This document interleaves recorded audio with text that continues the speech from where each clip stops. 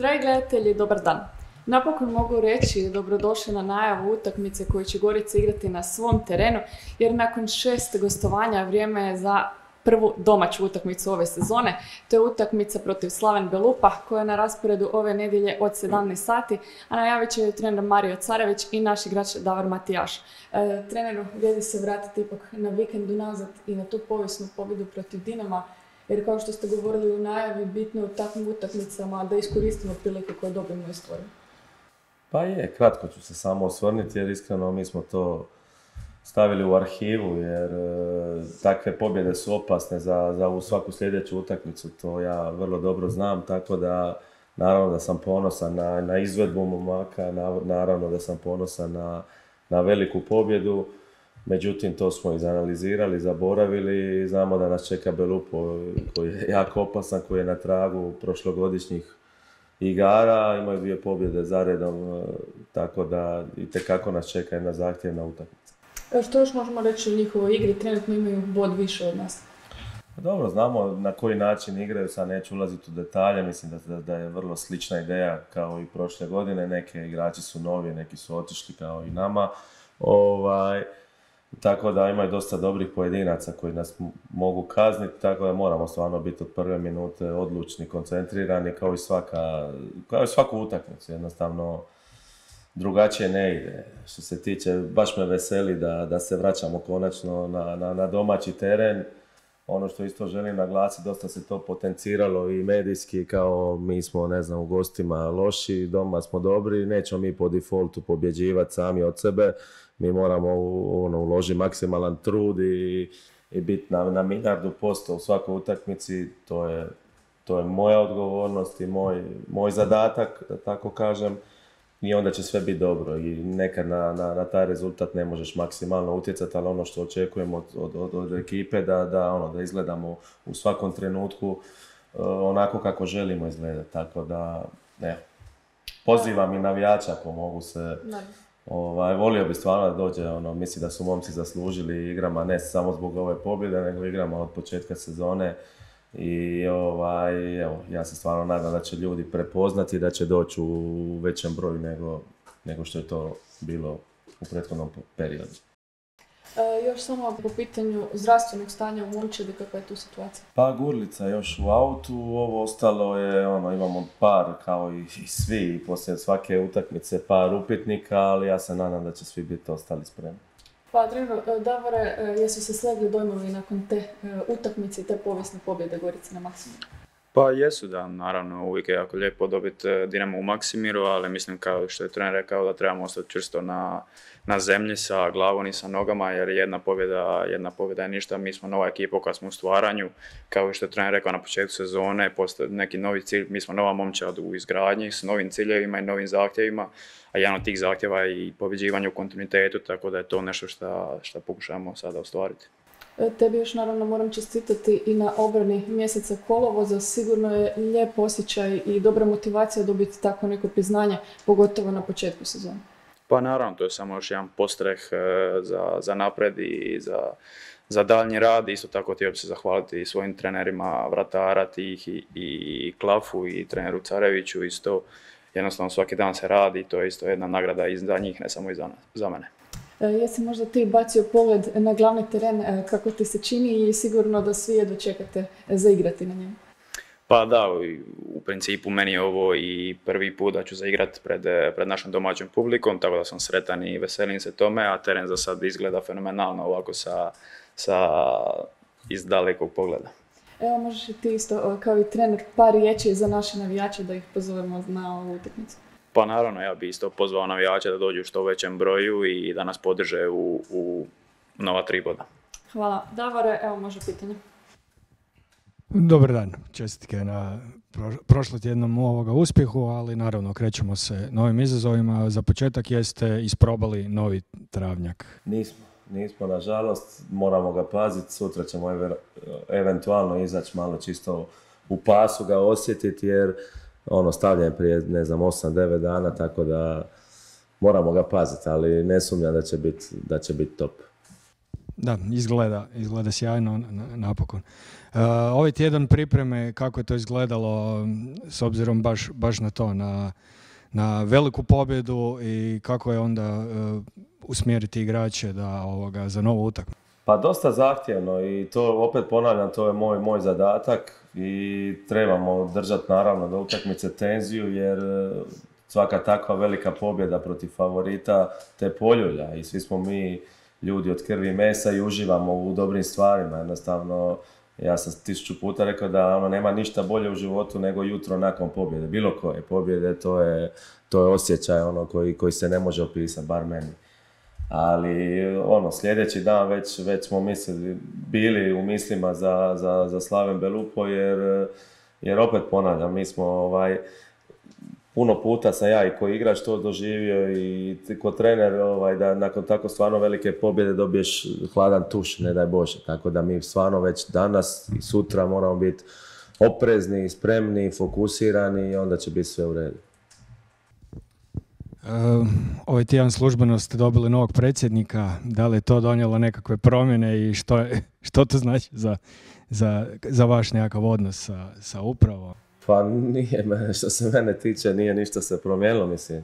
Gospodin Ilija je već od prvog dana, faktički dok sam, od kad sam ja tu bio u klubu, ne u toj ulozi, ali već je bila priprema naravno, tako da manje više nije se ništa bitno promijenilo do sada.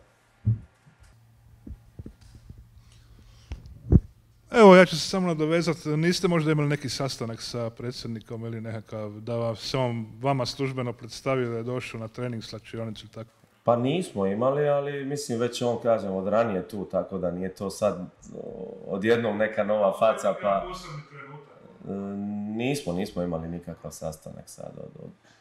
Dobro, idemo na nogomet. Znači, 4 poraza lani od Belupa, ali ste se sad Kovačeviću osvetili preko Dinama. Kako se osvetiti sad Belupu? A nema tu nikakvih osveta. Kako to da su 4 puta pobjedili? Pa nema pojma, mislim, prošle sezone ipak su bile malo drugačije okolnosti. Sad se ne bi vraćao na sve to, ali Slaven je stvarno ozbiljna momčad koja igra odličan nogomet, napadački nogomet, dolaze sa ogromnim brojem igrača u završnicu.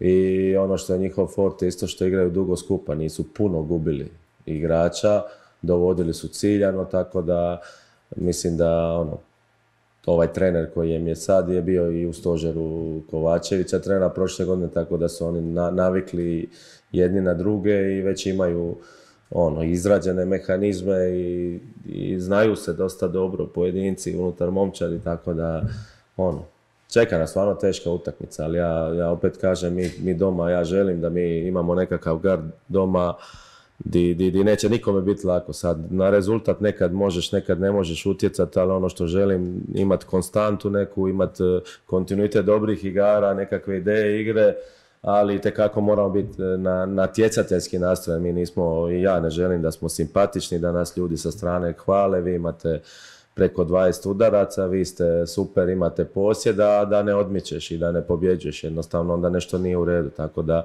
želim izbalansirati sve to, dobra ideja, dobri pojedinci u nekakvu ideju igre, ali ono što želim je rezultat, dugoročni rezultat, kažem, nekad ne možeš skroz utjecati na to, ali inzistirat ćemo na tom kontinuitetu rezultata i igara koje smo, ja se nadam, i prezentirali do sada, da smo bili u dosta dobrom izdanju, ali kažem, nekad pobjediš, nekad izgubiš. A to sam baš mislio pitati, koliko će vaša igra trebati biti drugačija doma, pogotovo u nizu od 9 utakmica, nego što je bila recimo vani? Ja vam ne gledam, mi smo bili protiv Dinama skroz drugačiji u odnosu na sve prethodne utakmice. Ja ne gledam ili igramo doma ili ne igramo, ili igramo u gostima, gledam protiv koga igramo, na način više nema.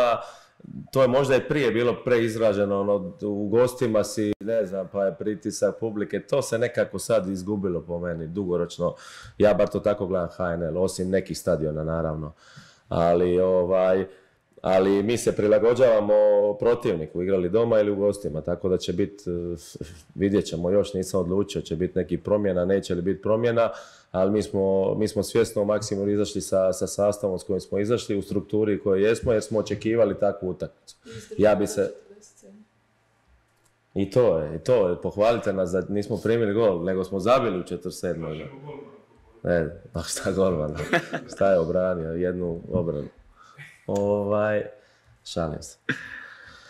Tako da, kažem, meni je u glavi u biti prilagodba na protivnika, da ih limitiraš u njihovim kvalitetnim stvarima, da koristiš nekakve nedostatke koje imaju i oni i svi mi imamo nekakve nedostatke, tako da...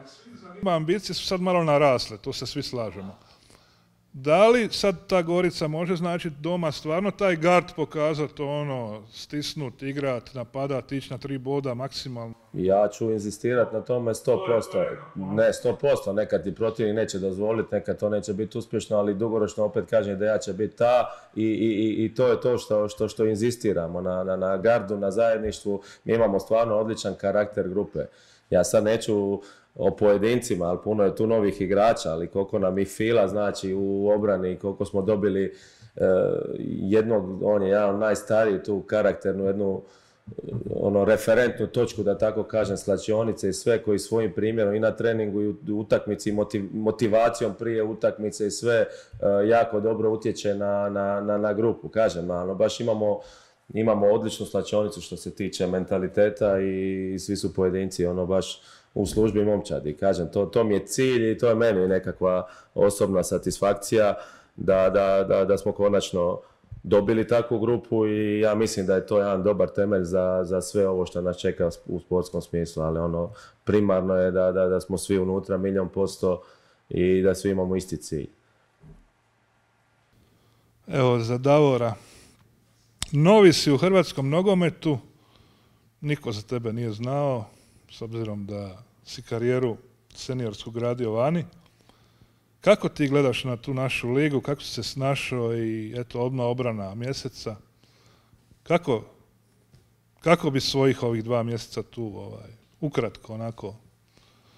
Pa mislim da ekipa i momci unutar ekipe su me prihvatili jako dobro i s time su olakšali moj posao dosta, tako da nije se bilo teško prilagoditi, već dosta momaka ja znam i od prije, s nekima sam igrao, s nekima nisam, nekima se poznavao iz ranih doba, a na HNL mislim da se dosta je se poboljšao u odnosu na kad sam ja 2019. bio tu u HNL-u, tako da je išlo puno prema napred i mislim da za sad je još faza adaptacije, tako da ja sam zadovoljan. A gdje Goricu vidiš? Što više moguće. To. A ako je to sve, možemo i zaključiti ovu pres konferenciju i samo još jednom napomena za one koji nisu još uvijek stignu kupiti ulaznice za nedjeljnu utakmicu i to po cijeni od samo 1 euro.